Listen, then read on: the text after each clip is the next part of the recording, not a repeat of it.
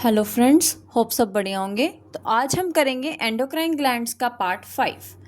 आज हम जो हमारे प्योर एंडोक्राइन ग्लैंड्स हैं उनके बारे में हमने पढ़ लिया। आज हम पढ़ेंगे पार्शियल एंडोक्राइन ग्लैंड के बारे में, जिसमें हम पढ़ेंगे पैंक्रियास। किसके बारे में पढ़ेंगे? पैंक्रियास। ठीक है, पैंक्रियास क्या है? पार्शियल एंडोक्राइन ग्लैंड है, पार्शियल एंडोक्राइन ग्लैंड। ठीक है, अब ये पार्शियल कैसे है? पैंक्रियास के आपके 2 पार्ट्स होते हैं। पैंक्रियास के क्या हैं? 2 पार्ट्स हैं। One is acini and another one is islets of Langerhans. Islets of Langerhans. ठीक है, अब जो ये एक्नी है ये क्या रिलीज करती है? आपका जूसेस। कौन सा जूस? Pancreatic juice. ठीक है, आपने अगर डाइजेस्टिव सिस्टम पढ़ा होगा तो उसमें आपने पैंक्रियाटिक जूस के बारे में पढ़ा होगा, जो पैंक्रियास रिलीज करते हैं। जो ये इजलेट्स ऑफ लैंगरहैंस है ना, ये आपके क्या रिलीज करेंगे? हॉर्मोन्स रिलीज करेंगे।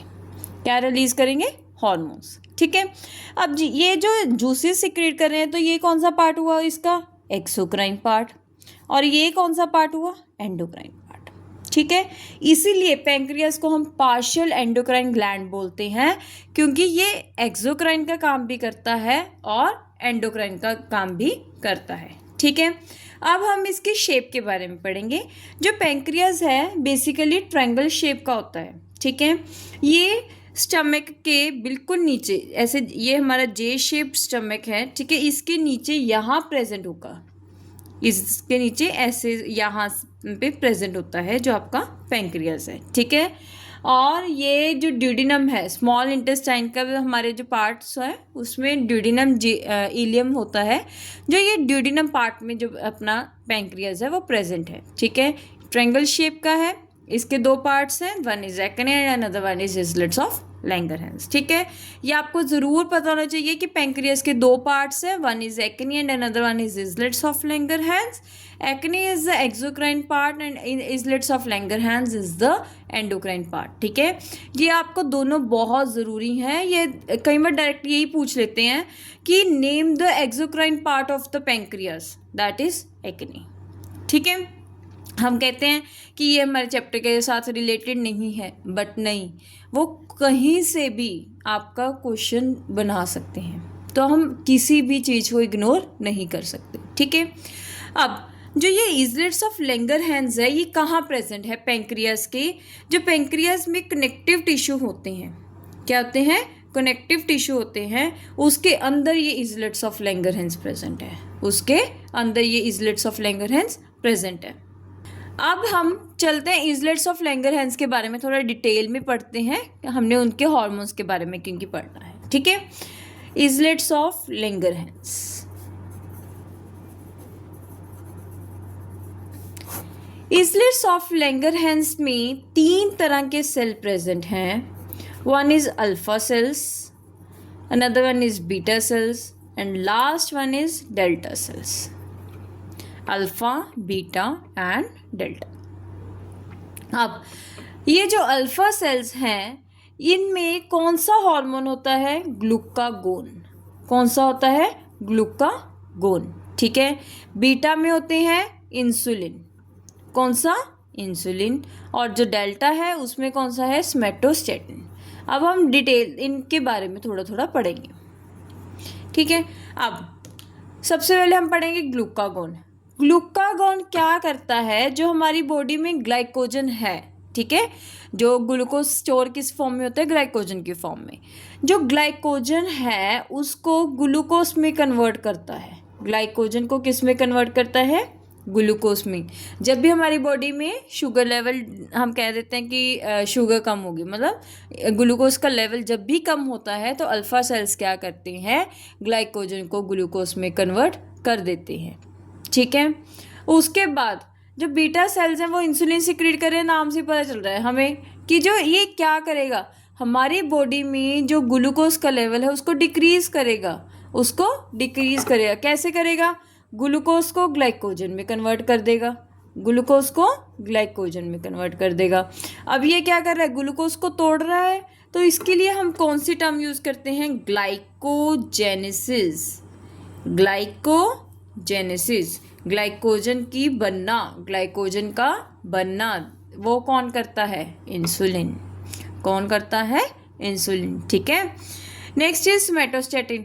जो ये स्मेटोस्टेटिन है ये क्या करता है? ग्लूकागॉन और इंसुलिन दोनों को ही काम नहीं करने देता, दोनों को ही काम करने ही नहीं देता। ठीक है। जो ये स्मेटोस्टेटिन है वैसे आपके सिलेबस में नहीं है, मैंने थोड़ा सा आपको बता दिया कि जो ग्लूकागॉन एंड इंसुलिन का जो काम है वो स्मेटोस्टेटिन करने ही नहीं देता। इनको कह देता है कि नो, आपने कोई काम नहीं करना, प्रेस करो। ये क्या करेगा? ग्लूकागॉन ब्लड में ग्लूकोज लेवल इंक्रीज करेगा, ये ब्लड में ग्लूकोज लेवल डिक्रीज करेगा। ठीक है। होप यहाँ तक सबको समझ आ गया। किसी को कोई भी डाउट है किसी भी तरह का तो वो कमेंट बॉक्स में कमेंट कर सकता है। ठीक है। अच्छा, अगर इंसुलिन की सिक्रीशन कम हो, अगर इंसुलिन की सिक्रीशन कम हो तो कौन सी डिजीज़ होती है? Diabetes mellitus, diabetes mellitus. ठीक है। अब पहले थोड़ा इसके बारे में पढ़ते हैं। जो डायबिटीज़ है ना वो आपके दो तरह की है। वन इज़ डायबिटीज़ इंसिपिडस, हमने इसके बारे में पहले भी अपने वीडियो में पढ़ा है जहाँ हमने ADH हार्मोन के बारे में पढ़ा था। Diabetes insipidus and second one is diabetes mellitus. अब इसको याद करने की आपको ट्रिक बताती हूँ कि इन है ना, इनके साथ इन नहीं आएगा तो ये ADH के साथ काम करेगा, इनके साथ M आ जाएगा, मतलब कुछ डिफरेंट आएगा। तो इंसुलिन अगर कम रिलीज हो रहा है तो डायबिटीज़ मेलिटस होते हैं। अगर आपने किसी डॉक्टर की प्रिस्क्रिप्शन देखी हो डायबिटिक पेशेंट की तो वो लिखते हैं DM यानी कि डायबिटीज़ मेलिटस। अब ये भी आगे फर्दर भी दो तरह की होती है, वो हमारे सिलेबस में नहीं है। ठीक है। अगर हम उसको भी डिटेल में पढ़ें तो आपने देखा होगा तो डॉक्टर्स ऐसे लिखते हैं टाइप DM2 या टाइप DM1 कि डायबिटीज़ की टाइप 1 है या टाइप 2 है। DM यानी कि डायबिटीज़ मेलिटस। ठीक है। अगर किसी को डायबिटीज़ मेलिटस हो जाता है तो ऐसी कंडीशन को हम क्या बोलते हैं? हाइपरग्लाइसीमिया। हाइपर यानी कि ज़्यादा, हाइपरग्लाइसीमिया। हाइपर यानी कि ज़्यादा, ग्लाइसीमिया ग्लूकोज ज़्यादा होना बॉडी में। ठीक है। कई बार क्या होता है कि यूरिन में भी जो शुगर है वो यूरिन में भी आनी शुरू हो जाती है।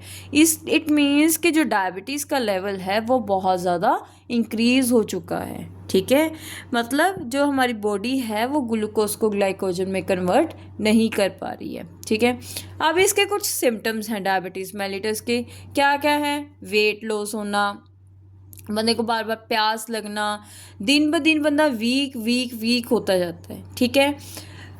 ऐसे पेशेंट्स को हम इंसुलिन के इंजेक्शंस देते हैं ताकि उनकी बॉडी में ग्लूकोज का लेवल कंट्रोल रहे। ये नहीं है कि अगर कोई इंसुलिन के इंजेक्शंस ले रहा है तो उसका जो डायबिटीज़ है वो ठीक हो रही है। नो, वो ठीक नहीं होती, वो जस्ट कंट्रोल करने के लिए। ठीक है। Insulin injections are just for control, not for cure. ठीक है। क्योंकि वो सिर्फ और सिर्फ क्या करेंगे कि ग्लूकोज के लेवल को बॉडी में इंक्रीज नहीं होने देंगे, वो ग्लाइकोजन में कन्वर्ट करते रहेंगे, बट ये नहीं है कि वो बिल्कुल ठीक हो जाएगा। उनको ये जो डायबिटीज़ मेलिटस की प्रॉब्लम है वो रहेगी। अच्छा, अगर इंसुलिन ज़्यादा सिक्रीट हो जाए तो इंसुलिन शॉक लगते हैं, दैट इज़ हाइपोग्लाइसीमिया। ठीक है। हाइपो यानी कि कम, ग्लाइसीमिया मतलब शुगर लेवल। ठीक है। अच्छा, अगर किसी बंदे को मतलब इंसुलिन शॉक हो जाए तो बंदा कोमा में भी जा सकता है, अनकॉन्शियस भी हो सकता है। ठीक है। स्वेटिंग बहुत ज़्यादा होती है उस टाइम, बंदे को घबराहट बहुत ज़्यादा होती है। ठीक है। उस टाइम क्या करना चाहिए कि कोई बिस्किट या शुगर कैंडी उसी टाइम आपको देनी चाहिए, ड्राई फ्रूट्स भी आपको उसी टाइम। अगर किसी पर्सन को इंसुलिन शॉक है, हाइपोग्लाइसीमिया है, तो उस पर्सन को उस टाइम आपको biscuits, sugar candy, dry fruits ऐसा सब कुछ दे सकते हैं। ठीक है। ये किस कारण होता है? या तो बंदे को ओवरडोज हो जाए इंसुलिन की, या फिर उसके जो बॉडी है उसने ज़्यादा क्या कर दिया, ग्लाइकोजन बना दिया, ज़्यादा ग्लाइकोजन बना दिया, तो भी इंसुलिन शॉक हो सकता है। अच्छा, जो इंसुलिन शॉक है ना वो ज़्यादा डेंजरस है as compare to diabetes mellitus, क्योंकि इंसुलिन शॉक में हमें नहीं पता चलता कि क्या है, बंदा एकदम से ही कोमा में भी जा सकता है, अनकॉन्शियस भी हो सकता है। तो insulin shocks are very much dangerous as compare to diabetes mellitus. Last, अब हम पढ़ेंगे फीडबैक कंट्रोल मैकेनिज्म के बारे में। अब देखो, हॉर्मोन्स ने क्या करना है, हमारी बॉडी में जो इंटरनल इन्वायरमेंट है उसको मेंटेन करना है, ठीक है। उन्होंने ये भी देखना है कि कोई हार्मोन ज़्यादा ना रिलीज़ हो जाए या कोई हार्मोन कम ना रिलीज़ हो जाए, ठीक है। तो वो क्या करेंगे, अगर उनको देखा कि कोई हार्मोन की अपनी बॉडी में डेफिशिएंसी हो रही है तो वो हार्मोन को ज़्यादा रिलीज़ करवाएंगे, दैट इज़ पॉजिटिव फीडबैक, ठीक है। तो उन्होंने क्या किया, ज़्यादा से ज़्यादा काम करवाया। अगर उन्होंने देखा कि हमारी बॉडी में जो हार्मोन्स हैं वो ज़्यादा हो गए तो वो क्या करेंगे, इनहिबिट करेंगे हार्मोन्स की सिक्रीशन को। अब वो इनहिबिट कर रहे हैं, that is negative feedback, that is negative feedback, ठीक है। होप आपको ये जो टॉपिक चैप्टर था वो अच्छे से समझ आ गया। किसी को कोई भी डाउट है किसी भी तरह का तो वो कमेंट बॉक्स में कमेंट कर सकता है। मैं उसकी शॉर्ट वीडियो बना के जल्दी ही अपने चैनल पे अपलोड करूँगी। Please like, subscribe and share my channel.